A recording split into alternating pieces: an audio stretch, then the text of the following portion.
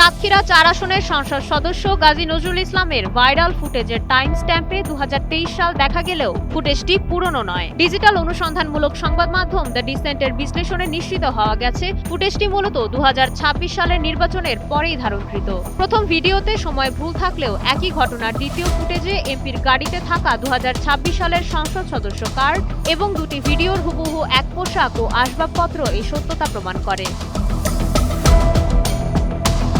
ঘটনা প্রকাশের পর এমপি নজরুল ওই তরুণীকে নিজের দ্বিতীয় স্ত্রী দাবি করলেও অপর একটি ফুটেজে চাকরি দেওয়ার প্রলোভন ও কক্ষে লোকজনের প্রবেশের দৃশ্য দেখা যায়। এমপি নিজেও ফেসবুকে জিম্মি করে টাকা দাবির বিষয়টি স্বীকার করেছেন। ফলে গাড়ির কার্ড, পোশাক ও পারিপার্শ্বিক সব প্রমাণ বিশ্লেষণ করে স্পষ্ট যে ভাইরাল ভিডিওটি 2023 সালের পুরনো ভিডিও নয়, বরং 2026 সালের নির্বাচন পরবর্তী সময়ে ধারণ করা।